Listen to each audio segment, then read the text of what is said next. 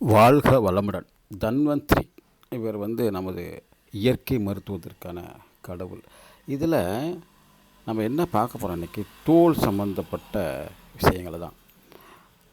Orange Kamala பழத்தில் தேவையில்லாத தோல் இருக்குல்ல, நம்ம சதையை சாப்பிட்டு பாக்கி வச்சுருக்கோம்ல, அதை எடுத்து கைகள், கால்கள் மற்றும் முகம் இதுக்கு பயன்படுத்தி எப்படி அழகு மற்றும் தோல் நிலையிலிருந்து பாதுகாப்பு, அடுத்தது கொசு தொல்லை இது போன்ற விஷயத்துக்குங்கிறது தான் நம்ம பார்க்க போகிறோம். ஒன்று, முதல்ல அதை எடுத்து கைகளில் சாரை புழிஞ்சு அப்படியே நேரடியாகவே புழிஞ்சிக்கலாம். நீங்கள் கையில் எடுத்து திரும்பி தடவணும் இல்லை, நேரடியாக புழிஞ்சு அப்படியே அதை வச்சே தைச்சிக்கலாம்.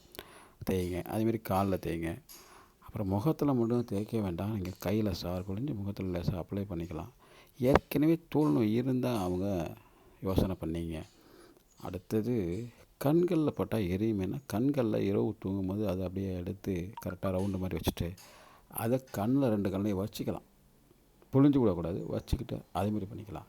ஸோ அதேமாரி பண்ணும் பொழுது என்ன நடக்குதுன்னா, தோல்நை வராது. ப்ரிவென்டிவ் தான், வருமுன் காப்போங்கிற மாதிரி. வந்த பிறகு இல்லை. ஒன்று.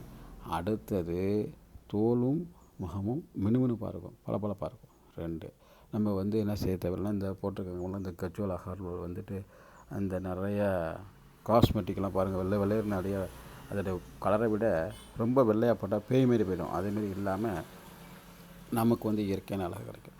அடுத்தது, இந்த கண்ணில் கருவளையங்கள் போக்குவரத்து பண்ணும். ஆகையினால் அதை ட்ரை பண்ணுங்கள்.